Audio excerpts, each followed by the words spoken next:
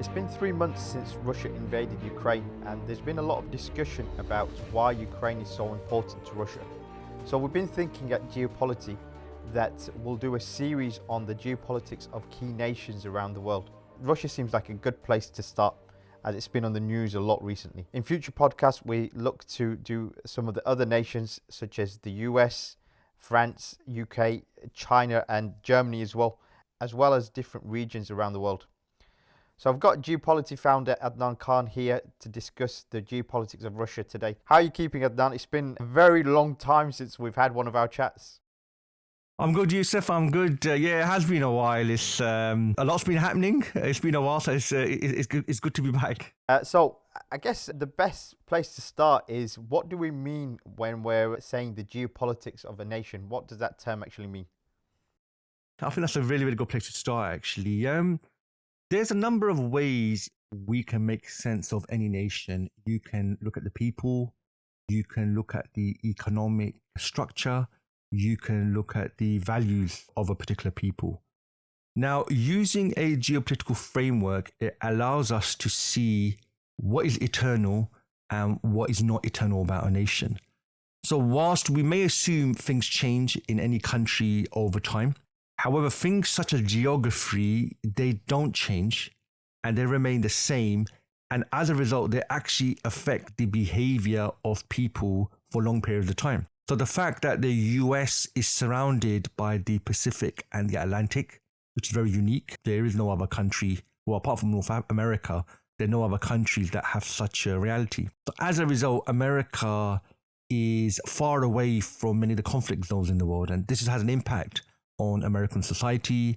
It's impacted America's power, and to the point it's even impacted how America gets involved in the world. So although many things change, things like geography, which is the heart of geopolitics, they don't really change. And that allows us to identify those fixed factors that impact a nation.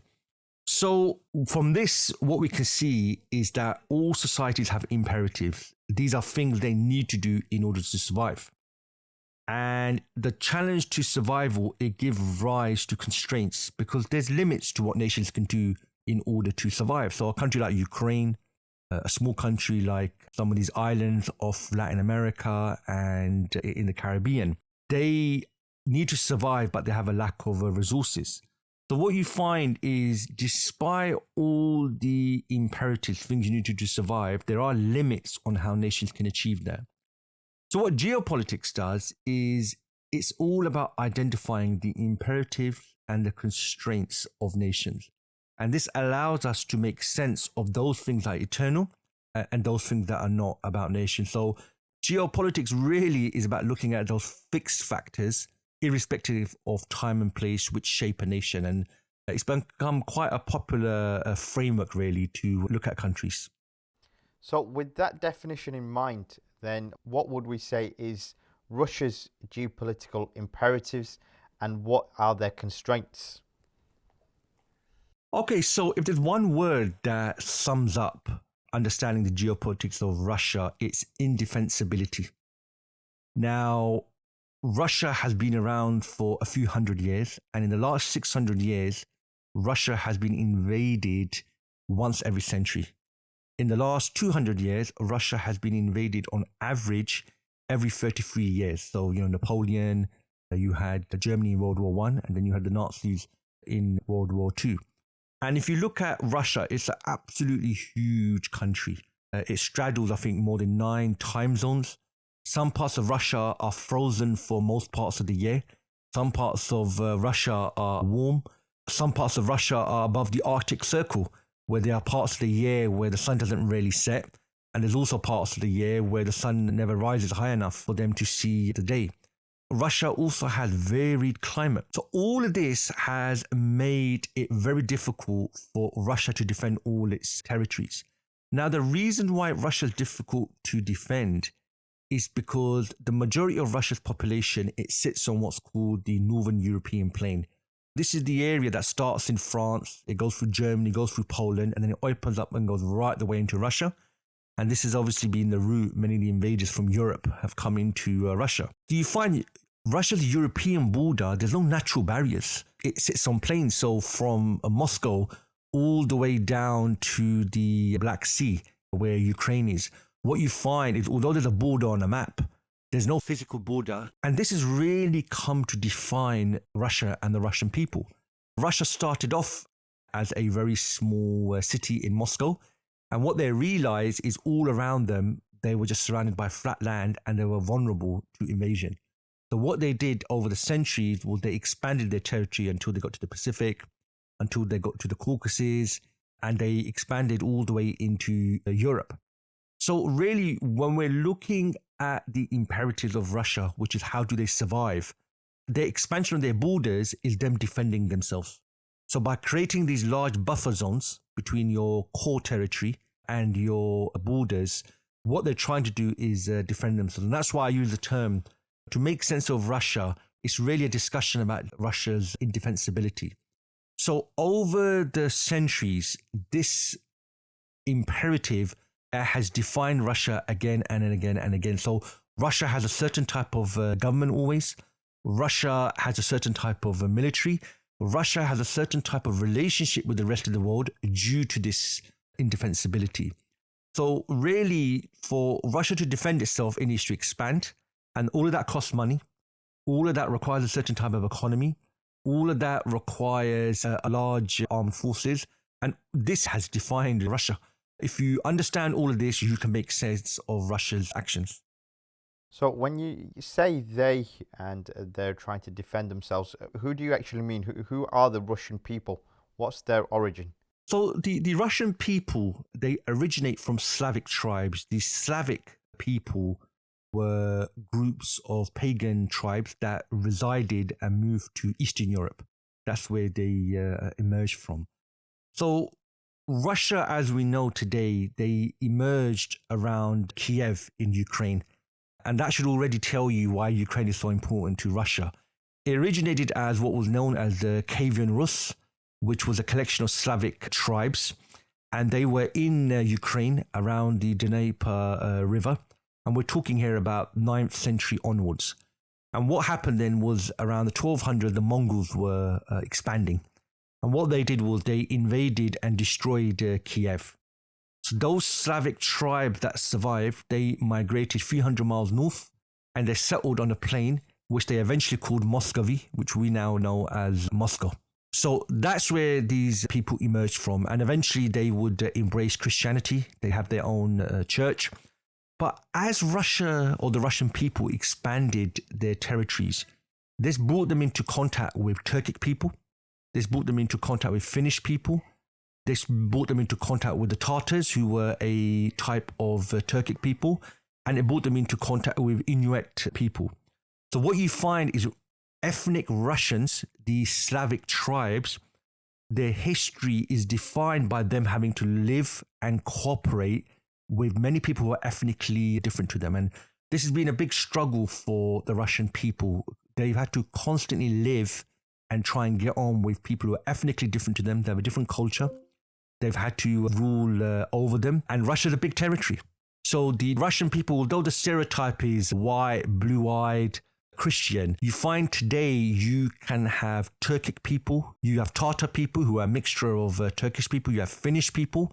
The Russian people today, they have mixed with all sorts of different ethnicities. But the Russian people in origin are a white Slavic people who are more and more becoming a minority in Russia. Russia has a history of strong autocratic leaders. Is this in any way connected to the geopolitics of Russia? Yeah, absolutely. Whoever is in power in Russia or Moscow, they have to manage a large territory with varying resources, with extreme climate, and with infrastructure networks.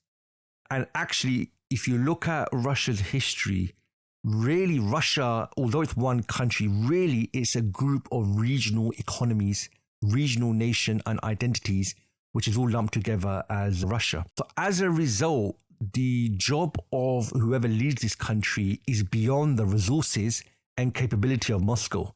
So that's why Russia has always gone down the route of autocracy, of dictatorship, of a secret service to maintain control of all these territories. So if you keep in mind, the original heartland, or even today, the heartland of Russia is from Moscow down to the Caucasus. This area is surrounded by flat land and all sorts of people that could invade it. So their best form of defense for the Russian people was to expand. Now, obviously, if you're going to expand, you're going to have to conquer other people. So as a result, Russia has a strong history of a strong leader, autocratic leaders. You don't get democracy generally in Russian history. You don't get consensus type rule. You don't get a parliament that's effective. What you usually have is a faction or a very strong leader. So if you look, Ivan the Terrible, Peter and Catherine the Great, Stalin and Putin, this is very characteristic of Russia's history. And again, this goes back to their geopolitics, where they are trying to maintain control of a large area, which requires a lot of resources and resources they don't have. So in order to defend themselves, having autocratic, strong leaders has been a constant feature of Russia's history. I feel that even though they've had these very strong leaders, they've always had economic troubles in the past. So there are regularly collapses in the country, for example, in 1917 and then again in 1991. What's the reason for that? So Russia, it is the largest country in the world. It straddles, I think, over 9 time zones. But 75% of Russia is uninhabitable. Most of Russia is frozen for over 6 months of the year. And in the summer, a lot of this area, it turns into marshland. So you're not going to get much agriculture there. And it's actually very, very difficult to live there. And all of this means it makes domestic internal trade very difficult. But one of the things Napoleon actually said when he invaded Russia in the early 1800s is that conquer a town and then the next town will be 200-300 miles away. That literally in between towns, there was no infrastructure, there was nothing. So one of the reasons why Napoleon forces and all forces who invade Russia struggle is such a huge country. How do you feed your troops? How do you maintain them? You've got hundreds of miles of land in between towns. This makes invasion difficult, but it also means domestic trade and domestic economic development is also difficult. Russia also is struggled with maritime trade. I think 95% of global trade is via the ocean. And I think apart from one port in the Black Sea, most of Russia's ports are frozen for most parts of the year. And the Black Sea port in Crimea, which is a warm water port, meaning that for most of the year, the water is not frozen, it can be blocked by Turkey. So Russia's heartland can only be defended by expanding Russia's borders. But expanding Russia's borders come at immense financial, political, economic, and social costs. So in effect, Russia's imperative to survive is completely out of sync with the abilities, capabilities they have.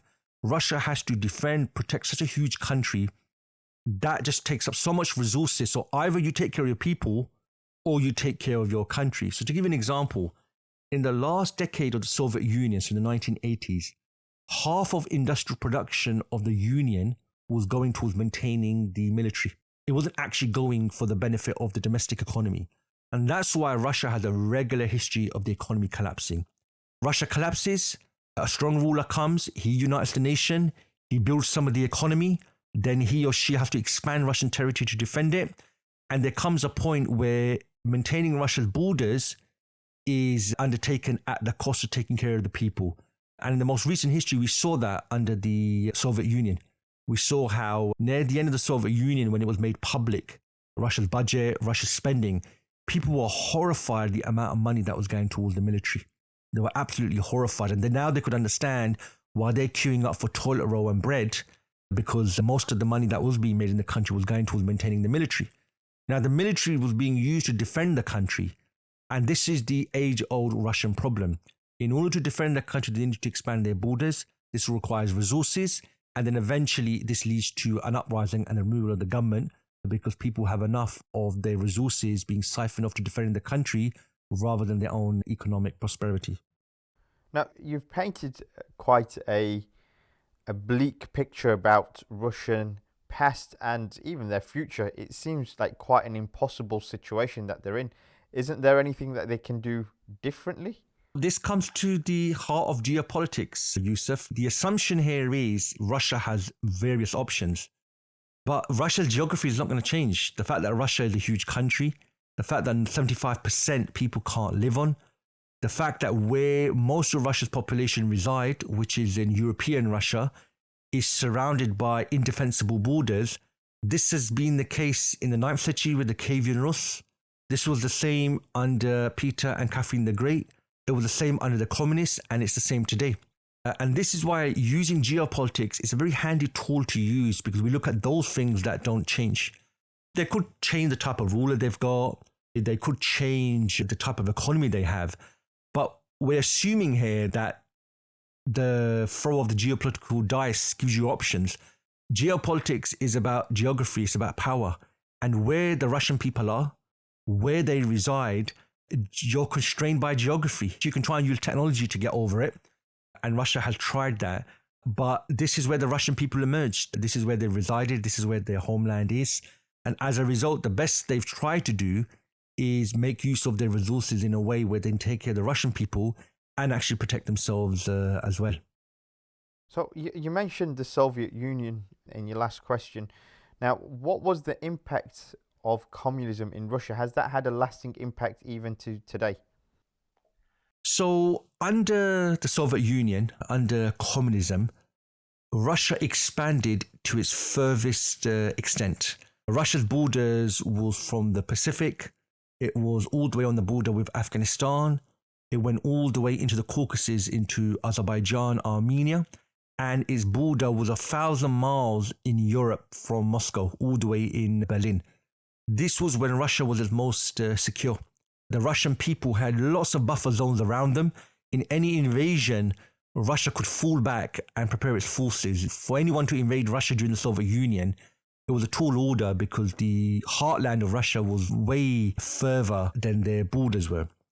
On the other hand, what communism also did is it ripped the heart out of Russian society and the Russian people. So communism, it completely abhorred religion. Religion had no part to play in fact, it was the opium of the masses. You've all been fooled. Now keep in mind, culturally, the Russian people had their own church, they're Christian people. And when the Soviet Union came and implemented communism, this was completely ripped out from the nation. Then on top of that, the Soviet Union expanded into Central Asia, and these are different people. It expanded into the Caucasus, it expanded into Eastern Europe. So on one hand, you've got communism, and now you're ruling over people who have completely different beliefs. So you find what the Soviet Union did, it used its secret service, it used the iron hand, it used the very brutal tactics by Stalin to really control the people. So I would say in many ways, the Soviet Union made Russia, but it also destroyed Russia at the same time. They destroyed the Russian people. And in fact, today, a lot of the things that were achieved under the Soviet Union, the problems are still with us today. So the fact that Russia's population is declined, the fact that Russia suffers from so many social problems, a lot of this goes back to communism. So on one hand, the Soviet Union took the Russian people into space. They developed lots of technology. They invented intercontinental ballistic missiles. They established or tried to win people to a utopia. Many people around the world sacrificed for achieving the ideals of communism. On the other hand, it completely destroyed the social fabric of the Russian people. And that's why in the 1990s, not surprising, many of the former Soviet republics, they jumped ship as quick as they could. These Eastern European countries became independent. Ukraine became independent. Central Asian republics became independent. So it was in many ways a double-edged sword. So we've talked about where Russia came from and its people and the geopolitics around it. Does the war in Ukraine today fit into that same context, or is this something different going on? So yeah, the war in Ukraine, it completely fits into Russia's historical geopolitical challenges. Ukraine is where the Russian people, the Slavic people, originate from. It is on the border with Russia. It is a buffer region to the heartland of Russia. So historically, Russia has always tried to expand and have Ukraine as a buffer zone. So what you're seeing take place in Ukraine currently is really just a modern version of an age-old problem that Russia's had to deal with. So if you look at it, the argument for Ukraine by the Russians has constantly been, if Ukraine joins NATO, if Ukraine is not with Russia, the West have come right up to Russia's border. The north of Ukraine is a couple of 100 miles from Moscow. So this is existential for Russia. This is the geopolitical constraint Russia has.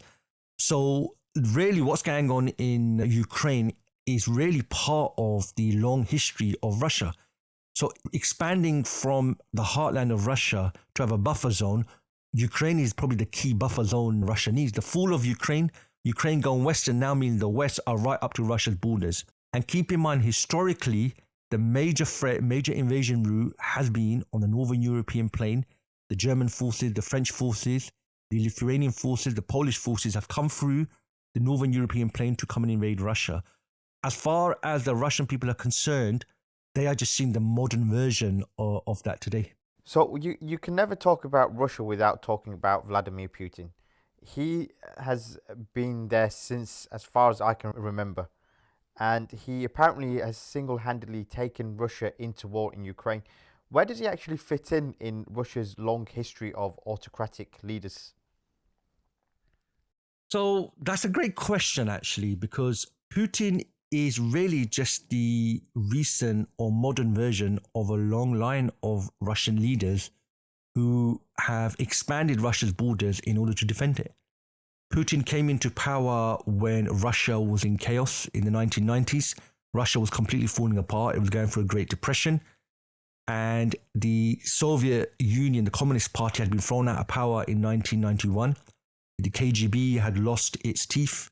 So the security class, who for long had defended the Soviet Union, they were no longer in power. And what Russia experienced was a complete disaster in the 1990s. So Putin, who represents the security class, they were able to get back into power in 1999. And since then, what they've been doing is re-centralizing the country, taking back Russia's resources, making Russia strong domestically. And then what Putin started doing was expanding into the former Soviet republics, so Central Asia, Eastern Europe, and the Caucasus. So everything I've just said there is what every Russian leader has been doing since the day Russia was created. So Putin is no different to any other Russian leader. Only thing I'll add here is the way a lot of this is being reported is it's Putin personally. Now, Russia is too large a country for one person to rule over it. Even Stalin, who was very powerful, to rule over Russia, you need a whole class, a whole faction to help you. And what you got in Russia is the security class have a state called Russia. And Putin is from the security class. So although the West keep painting Putin single-handedly, it's not like that. Putin is from a class of people, and that's the security class. And their view is Russia, the Soviet Union, was destroyed by the West. They are now fixing that and making Russia a power again. Whilst Putin may be the leader, as we know in any country, one person is never the system or the only leader. For any country to operate, for any ruler to be effective, you need a whole faction, a whole class of people around you. And in this case, Putin just represents the security class. The security class that you mentioned, it seems like Putin must have a great deal of control over them for him to be in power for such a long period of time. People would argue that, is there anyone that could replace Putin? What can you tell us about the security class? So what unites the security class is they have the same view about their country and the world. Russia's a victim. Russia collapsed. Russia is a power. Russia should be respected. Russia is strong. That's what unites the security class. Now, obviously, someone from amongst them needed to practically rule. And because Putin was close eventually to Boris Yeltsin, who had completely messed up the country, he happened to emerge. So there are actually many, many people that, in fact, Putin had been ruling Russia with about 6 or 7 key advisors, and these are all from the security class. You've got the Secret Service. Putin himself was from the Secret Service originally. You've got the military. And then obviously since then, you've had other classes of people. You've had the business class who have emerged. You've had in industrialists, you obviously had the oligarchs as well. So there are actually many people that can replace Putin. And this is where I think West has to be careful here. They all assumed Dmitry Medvedev, he was a bit more Western, a bit more pro-business. And he would open up to the West. And he didn't. And the reason why that is he was a protege of Putin. he looks at the world from Putin's standpoint as well. So even when Putin does decide to call it a day, what's going to happen is this won't be a change in Russia. What you're seeing is a transition. And what a transition is a face changes, but the underlying system remains the same. So obviously the war's going on. You've got a whole propaganda war going on in Ukraine, and the way it's made out is Putin made the decision on his own. But what you find is the Russian people have generally supported him, and you're not seeing a breakdown in the security class. Now, this may change obviously going forward. You've got the economic sanctions and things like that. But Russia is too large of a country for one person to completely dominate it. You need lots of other people to work with you. And those people, you can't just rule them with the iron fist. It's just not possible. And so what you find is the security class have the same view about making a strong Russia, about their view about the world, about their view about even the countries that are their enemies. And that's what unites them, and that's what keeps them strong. So all these geopolitical constraints that you mentioned and the factors that we've discussed today, if we take those into account, where do you actually see Russia's future? So looking forward, Youssef, I see Russia facing numerous problems. My personal view is I think Russia's done well considering what happened with the collapse of the Soviet Union. However, I think they've gone as far as they really can. And the reason why I say that is because Russia is facing significant challenges that are going against it going forward. So the first of this is its population. Russia's population when the Soviet Union collapsed was about 150 million. Today it's down to 140-ish million, and it's declining. They're in population decline. The population that does exist suffers from numerous health issues due to the collapse of the Soviet Union and the problems they had. As their population declines, non-ethnic Russians will become a larger proportion of their population. And from amongst them, the largest already is Muslims. And under the Soviet Union and under Putin, he's had to use an iron fist really to maintain a grip of the Muslim population. Also, when your population is declining, the amount of people paying taxes will reduce. When your taxes reduce, the government budget will reduce. It leads to a spiral effect of numerous other problems. So Russia's demographics is going against it.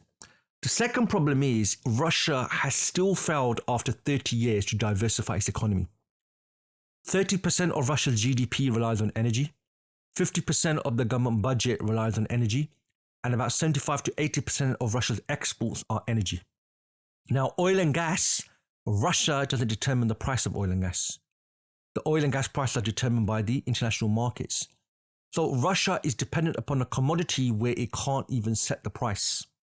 So when oil prices are high, as they were in 2005 to 2015, Russia did very well. The moment oil prices go down, the Russian economy suffers. And now that the West have put sanctions on Russia and they're forcing countries to not trade with Russia, you're going to have a big problem. The real issue you've got here is after numerous attempts, the government has failed to diversify the Russian economy. Under the Soviet Union, they used to rely about just under half of their revenue used to come from energy. Today, over half of Russia's government budget, it comes from oil and gas. So their heavy dependency on a single industry means most people are not involved in this industry in Russia. Most people don't even work in the oil and gas industries. As a result, they can't take part in the prosperity and the wealth of the country. Thirdly, even when we look at Russian energy, Russia's history of easily accessible energy is actually coming to an end. Most of Russia's energy we've seen for the last 100 years or so have been from oil wells and gas wells in easily accessible areas in the west of Russia. These oil wells and gas wells have gone past 50% usage, and what Russia's now going to have to do is get energy from hard accessible areas, which is going to be more costly. And these are areas where people don't even reside. So you're going to have to build new towns. You're going to have to move people there. And these are in some very unhospitable areas. These are areas where it's mostly frozen, which is going to be more costly to get the oil out. So Russia's dependency on energy is going to get even more problematic as it goes forward. The other problem going against Russia is the Arctic is now opening up because of the melting ice. Rather than going around Africa or going through the Mediterranean to get from one side of the world to the other on tankers, what you're going to find now is there's a whole new route open to the north of Russia. Now, Russia historically has always had to defend its land borders, so Eastern Europe, the Caucasus, Central Asia, and the Pacific. Russia will now have to defend the north of Russia, which is in the Arctic. You're going to have ships, you're going to have military ships that are going to be going through those areas. There are very few people that live in these areas. There are very few people for Russia who are prepared to even move there. And this is where a lot of Russia's future energy is going to be. So this is going to stretch Russia even more to find energy which is going to be more expensive and to try and run an economy which is dependent upon a couple of commodities. The other thing that we've also seen is Russia's military clearly hasn't modernized. We've seen their logistical problems in Ukraine. Despite all the talk of these wonder weapons Russia's producing, these hypersonic missiles, these drones, these intercontinental ballistic missiles, you find when it comes to bread and butter military, infantry with air support, logistics, occupying a territory and holding it, Russia is still stuck in the old Soviet doctrine. So this is going to cost money, this is going to take time, and it's money that Russia is going to see decline due to its dependency on energy and having a very narrow economy. And the final one, and this is probably the most problematic in my opinion, the Soviet Union, it had a vision for the world. It had a utopia, communism, and it propagated that. That was its foreign policy, and it tried to foment revolutions around the world, and there were many, many people it won across the world. Today's Russia has no ideology. It has no values. Russia is nationalistic. It's about Mother Russia. It's about the world respecting this. Russia actually has no values to offer to the world. It's not even proposing an alternative to the world order. It has no values to replace the global liberal system. So despite problems with Russia's hard power, when it comes to values and soft power and image, Russia has absolutely nothing. Nobody wants to become Russian.